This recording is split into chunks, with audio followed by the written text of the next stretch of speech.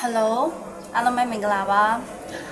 ဒီကစကားလေးနဲ့ပြောချင်လို့ပေါ့နော်အဲ့ဒါဘာလဲဆိုတော့ဝရီရဲ့မြန်မာ TikTok account ပေါ့နော် follower 3သိန်းကျော်ရှိတယ် follower 3သိန်းကျော်ရှိတဲ့မြန်မာ TikTok account ကိုဝရီရဲ့အတိအကိုစီမှာရောင်းလိုက်တယ်ပေါ့နော်ပြောရရင် तू ကမြန်မာ region account ပေါ့ Japan region account မဟုတ်ဘူးမြန်မာ region account ဖြစ်တဲ့အတွက်ကြောင့်မလို့ဝရီက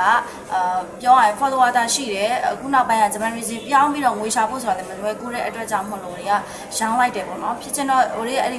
မြန်မာ region TikTok follower 3သိန်းကျော်ရှိတဲ့ account ကပထမတော့ကသူက first run နေပေါ့နော်နီးထားတယ်ပေါ့နော်တစ်ခေါက်နီးထားတယ်အဲ့အချိန်မှာဝင်နေတဲ့အချိန်မှာတော့ဝယ်မဲ့သူလည်းမရှိဘူးရောင်းလို့လည်းအဆင်မပြေတော့ကြောင်မလို့အဲ့အကောင့်အတိုင်းဒီပဲထားထားတယ်ပေါ့နော်ထားထားပြီးတော့ Japan region အကောင့်အသစ်ဖွင့်လိုက်တယ်ဆိုတော့အဲ့ဒီမြန်မာ region အကောင့်ကိုပြန်ပြီးတော့ login ဝင်လိုက်တဲ့အခါမှာအဲ့ဒီအကောင့်မှာနီးထားတဲ့ first run နေဆိုတဲ့အနီးကပျောက်သွားတယ်သူ့ကိုဒီလိုပေါ့နော်မသုံးမဲနဲ့နီးနေတဲ့ချိန်မှာမသုံးဘဲနဲ့ဒီတိုင်းထားပြီးတော့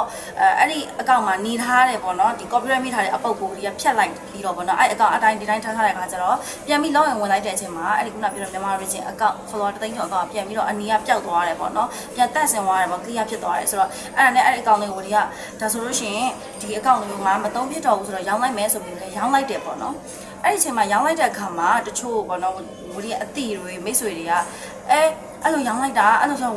ဂျပန် region အကောင့်ကဘယ်လိုပြန်ဝင်လာလဲသူတို့လည်း try နေတယ်ပေါ့နော်သူတို့လည်းဒါသူတို့ရဲ့